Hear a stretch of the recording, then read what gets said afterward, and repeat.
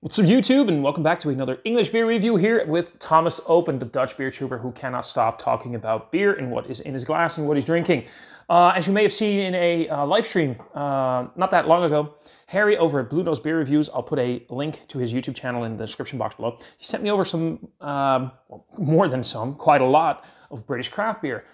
Stuff from, England, Scotland, some stuff. I loved it. I liked it. I was happy. I was stoked. And one of the beers that really piqued my interest was this one. It's a beer from Overtone. Now, I've had two Overtones in the past. It's not a brewery that is very easily accessible over here in the Netherlands. We do find it every now and then. This will be my first dark beer from them. We're talking about Dark Banter. Dark Banter, whoop, there we go. Dark Banter is an 11% ABV Imperial Stout.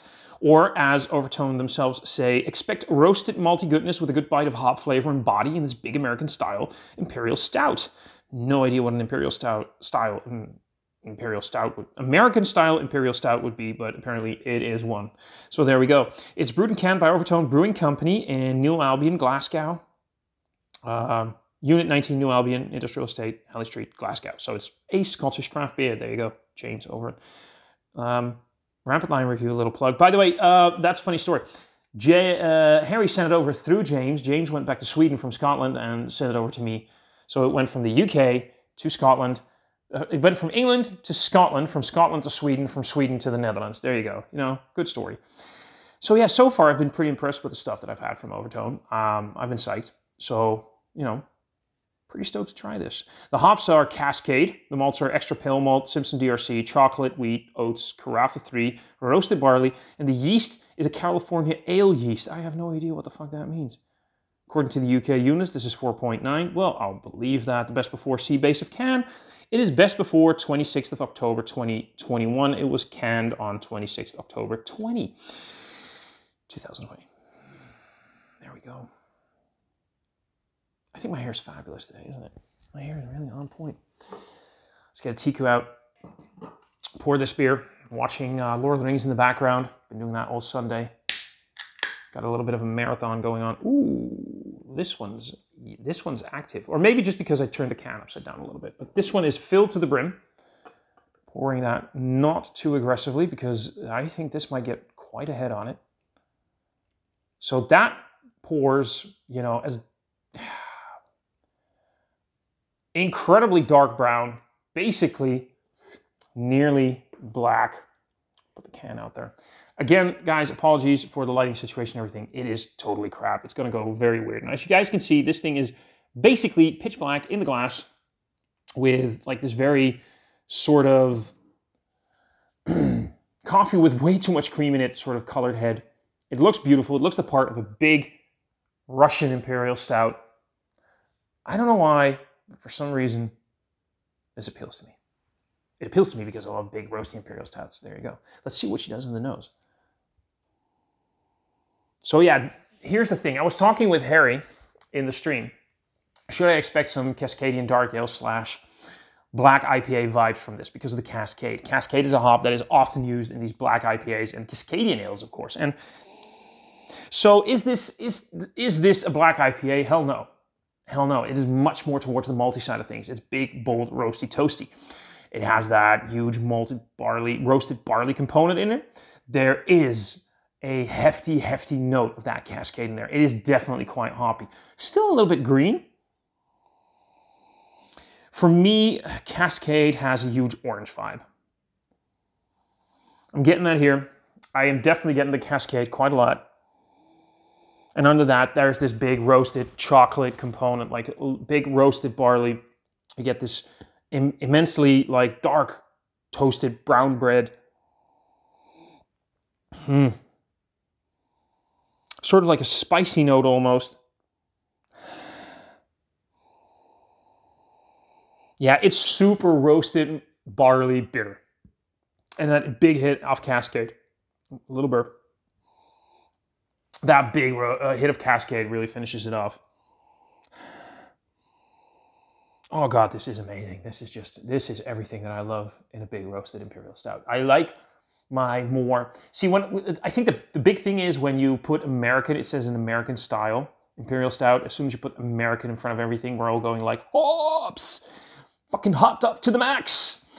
Yeah, I guess so. Because when you think about an English barley wine, you think about the very big, malt based. When you think about an American barley wine, you start thinking, especially when they're a bit fresher, you start thinking about the hops.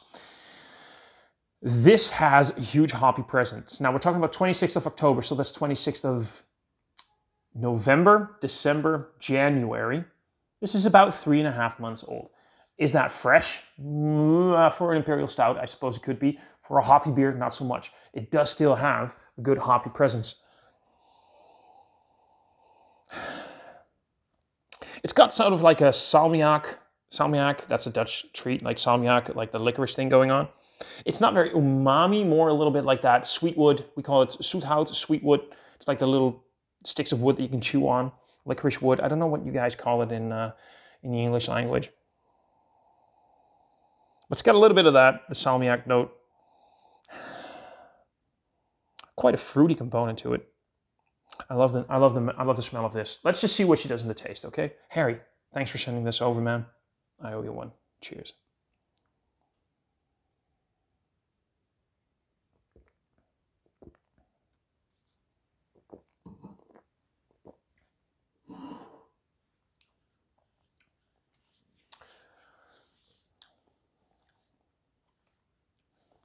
Yeah, it's got this huge roasty toasty component to it. Bittering from both that roasted malt, that sort of near ashy component. Definitely a fruity component, definitely that orange thing going on.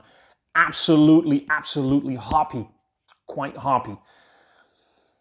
In a good way, nearly that green note, almost like a green coffee thing. There's a big coffee component in this. Didn't really mention that in the nose, but now that I'm tasting it, this has a huge coffee edge to it. This, if I hadn't known the ingredients, I could have sworn there's no adjuncts in here. I could have sworn this was a coffee stout.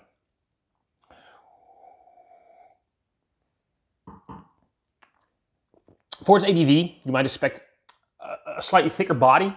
It's drinking like an 8%, maybe 9% ABV, but that's not a bad thing. That makes it quite accessible, actually. And again, with that salmiak, that sweetwood, zoethout, as we would say in the Netherlands, that little component in there. Nice. This is good. This is some good shit. I had one Overtone beer that unfortunately was a bad can. It was oxidized as fuck. That can happen. That can happen with any brewery. So far, though, I have been incredibly impressed with Overtone. Now, this is no exception to that. There's probably, when you see this, when you check out my Untapped, you'll probably see a little bit more tasting notes, because with these big bold beers, I always feel they develop a little bit over time. You give them like an hour. It's like what? It's just past 4 p.m. here. You give them like an hour, and flavor notes change a little bit. So there could be that. In the end, on Untapped, you'll see a few more things pop up that I didn't mention in the review. But right now, yeah, this is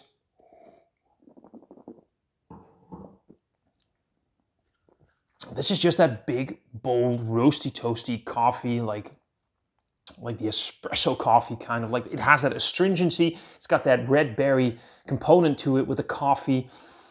It's got that cascade orange thing going on, for me anyway. It's got that hoppy greenness. It's got the bittering.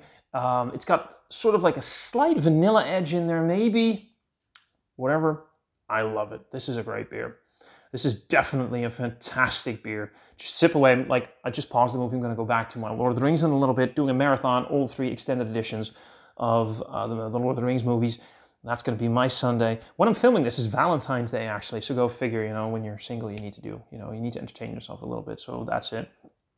I am digging the fuck out of this beer. Harry, thank you very much for sending this over. I will definitely reciprocate in kind.